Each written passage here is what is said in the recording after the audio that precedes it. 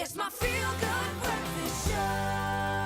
Very good morning, happy Monday, and welcome back to the show. Now, taking place today in Sandton is one of the most important business events of the year, the India-South Africa Business Summit, which seeks to maximize the potential of economic and commercial partnership between the two countries, and it's hosted by the High Commission of India in partnership with India's Ministry of Trade and Commerce and South Africa's Department of Trade and Industry.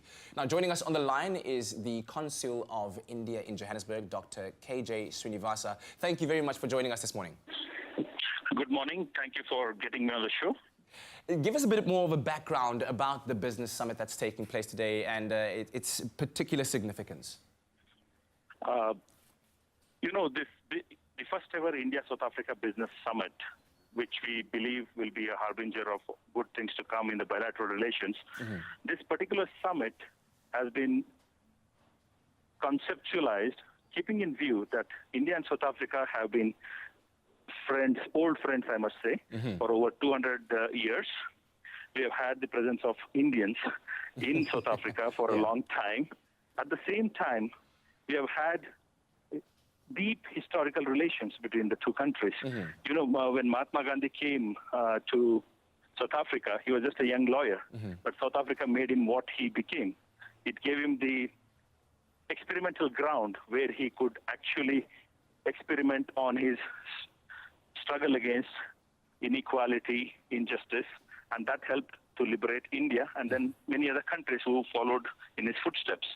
At the same time, we want to leverage this historical connectivity between these two countries to promote business and commercial relations between these two countries.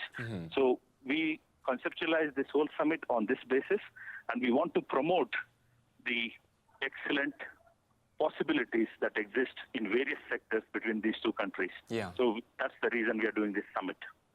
Now, when focusing on the tagline for this year's summit, it says, united by legacy, unified for prosperity. Certainly a lot of strength in that. But what is the underlying message behind the tagline and the significance between the partnership of our two countries?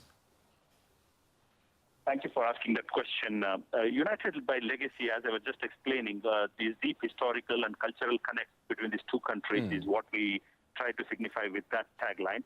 But unified for prosperity, you know, in this globalized world, we need to actually work together at various levels to bring about prosperity for both the countries. You know, India and South Africa both are developing countries. We have the same challenges and the same opportunities.